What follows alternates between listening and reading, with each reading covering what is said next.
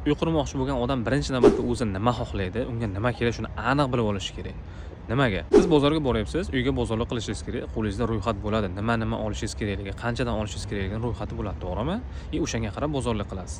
Uy qurish ham xuddi shunaqa narsa. Bizga ba'zi mijozlar keladida, 3 so'ta yerim bor, shunga uchastka qurmoqchiman. Xo'p, qanaqa uchastka qurmoqchisiz? Oilangizda nechta odam bor?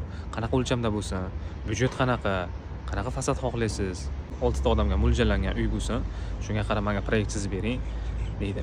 Hop, chizamiz. Qanaqa stilda bo'lishini xohlaysiz? Hop, klassika deydi. Hop, klassika bo'ladigan bo'lsa, mana bunaqa minuslari bor. Klassika ko'proq rasxod talab qiladi. Har bitta tiyaga, har bitta qo'yiladigan kolonna pulligani deb tushuntirishga harakat qilamiz. Byudjet ko'tarmasa ham odamlarda shunaqa narsa bor. Uyni ko'tarib qurib bo'lgandan keyin mana ko'ringlar endi, men shunaqa narsa qila olaman, meni qo'limdan shunaqa narsa keladi degandek o'zini hammaga bir ko'rsatmoqchi bo'ladi. Lekin faktiski uni byudjeti uni ko'tarmaydi. Qarz bo'lsa ham, qiynalsa ham mana shu narsani qilishga harakat qiladi. Baraka topkur deyman.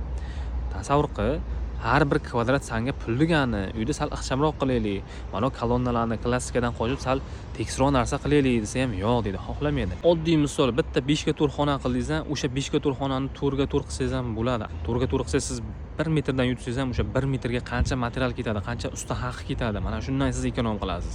Yo'q, meni xonam kattaroq bo'lsin, keng katta joyda yashab o'rganganman, xonalar katta bo'lsin deydi. Kattaroq bo'ladi, shunga yarasha xarajati ham kattaroq bo'ladi deb tushuntiramiz. Shuning uchun uy qurmoqchi bo'lganlar o'zlaringni ja qiynavermanglar. Ixchamroq, kompaktniy qilib uy qurib ham yashasa bo'ladi.